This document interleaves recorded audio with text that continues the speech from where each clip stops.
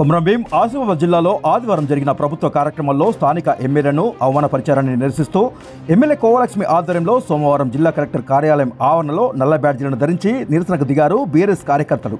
అనంతరం జిల్లా కలెక్టర్కు వినతి పత్రం ఇచ్చేందుకు ప్రయత్నించగా కలెక్టర్ గ్రీవెన్స్లో ఉన్నారని బయటకు రాలేరని పోలీసులు చెప్పడంతో ఆగ్రహించిన ఎమ్మెల్యే కోవలక్ష్మి జిల్లా కలెక్టర్ కార్యాలయం ముందు బైఠాయించి కలెక్టర్ బయటకు రావాలి అంటూ నినాదం చేశారు.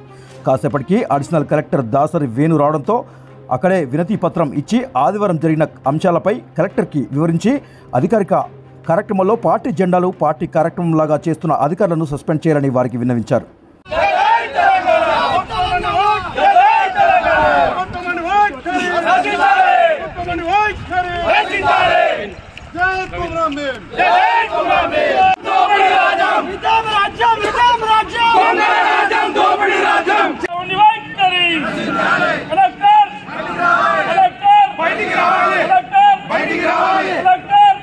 కోవలక్ష్మి అమ్మగారి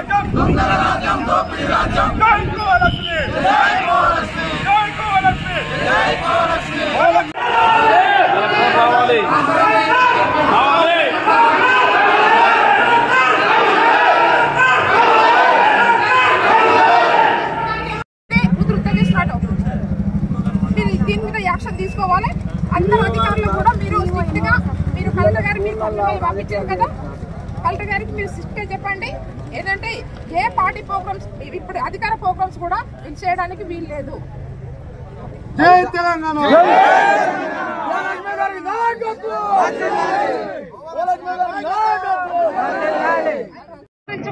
ఏ ప్రోగ్రామ్స్ కూడా ఏ ఇనాగ్రేషన్ కూడా పెట్టద్దు. నేను సభా అధ్యక్షులుగా ఎమ్మెల్యే ప్రోగ్రామ్స్ పెడితేనే నేను మంత్రి గారు నేను ఆహ్వానిస్తాను, మీరు కాదు నేను కలెక్టర్ గారు ఆహ్వానిస్తాం.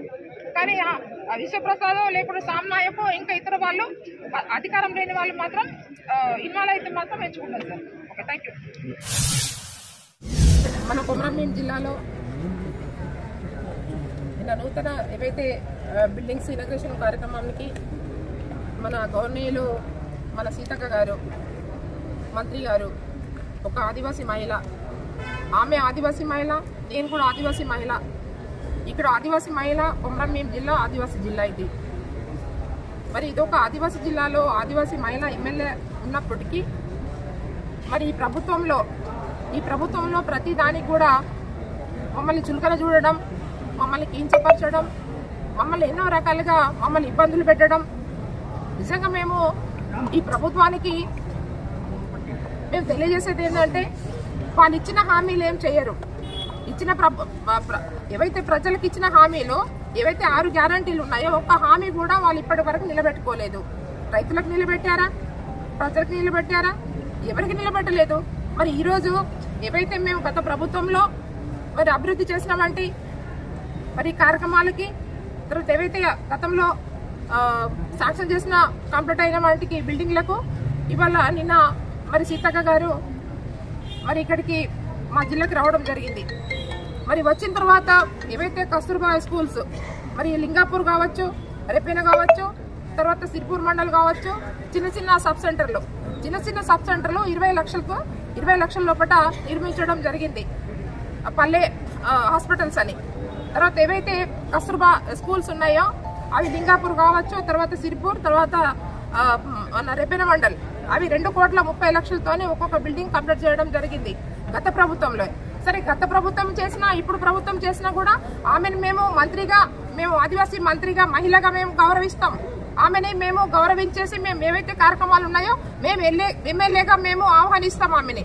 కానీ ఆమె కూడా ఇక్కడ మాకు చెప్పకుండా వాళ్ళ కాంగ్రెస్ నాయకులకి ఎవరైతే కాంగ్రెస్ నాయకుడు ఉన్నాడో విశ్వప్రసాద్ అని ఆయన, తర్వాత ఎవరైతే సామ్నాయక్ నాతోని మొన్న ఓడిపోయిన వంటి సామ్నాయక్ గారు వాళ్ళిద్దరితోని మరి కలెక్టర్ గారితోని మాట్లాడి ఇక్కడ ఏవైతే ఇనాగ్రేషన్ ప్రోగ్రామ్స్ అన్ని కూడా మరి వాళ్ళతోనే చర్చించేసి మరి ప్రోగ్రామ్స్ పెట్టే వరకు కూడా మాకు తెలియదు.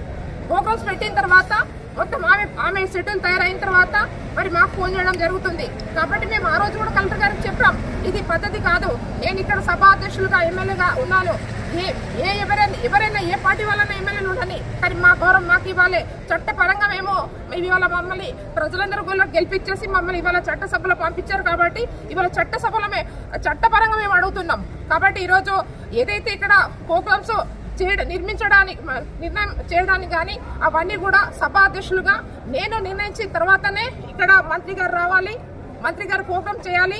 ఆమెను మేము ఆహ్వానిస్తాం. ఇది కొమరంభీం జిల్లా, ఆదివాసీ జిల్లా, ఇంకా చాలా అభివృద్ధి చేసేది ఉంది. ఇవాళ బ్రిడ్జ్లు లేవు, రోడ్లు లేవు. ఇవాళ గుండి బ్రిడ్జ్ పెండింగ్ ఉంది, ఇవాళ లక్మాపూర్ బ్రిడ్జ్ పెండింగ్ ఉంది, ఇవాళ అన్నర్పల్లి బ్రిడ్జ్ పెండింగ్ ఉంది. చూస్తే 10 సార్లు ఈ రోడ్కే వస్తున్నారు. సీతక్క గారు కూడా, మంత్రి గారు నిన్న కూడా జామ్ అయిపోయింది. నిన్న ఎక్కడ ఎంతమంది రోజుకు ఒక బండి ఎక్కడ బోల పడుతుంది ఏదైతే ఘాట్ సెక్షన్ లో. మరి అవన్నీ కూడా మరి మాకు అభివృద్ధి జరగాలి, ఇంకా కూడా మాకు కావాలి.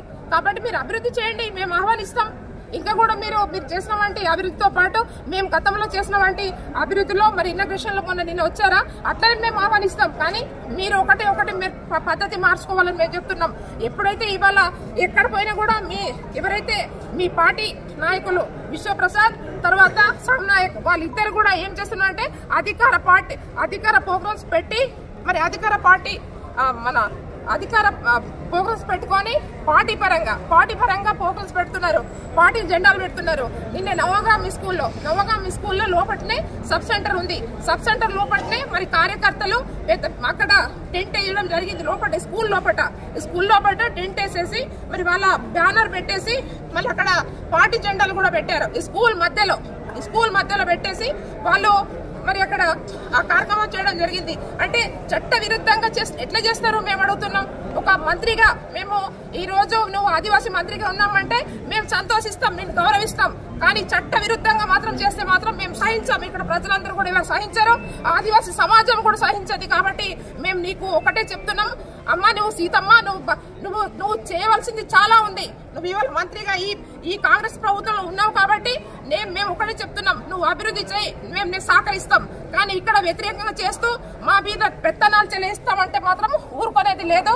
ఇక్కడ ఎవరైతే విశ్వప్రసాద్ అనేటోడు ఎవడండి? ఎవడండి? నిన్న మా కార్యకర్తలు లంజా కొడుకు అని తిట్టాడు. ఎవడు వాడు? లంజా కొడుకు వాడు విశ్వప్రసాద్ గాడు. ఆ లంజా కొడుకు మేమంటాం, రారా లంజా కొడుక, మేము నిత్య సమాధానం చెప్తాం. ఎవరు వాళ్ళు చెప్పండి? వాడు లంజా కొడుకు మా కార్యకర్తలు అంటాడా? నేను ఇవ్వాలంటున్నా లంజా కొడుక విశ్వప్రసాద్ గారు రా ప్రజల లోపల తెలుసుకుందాం.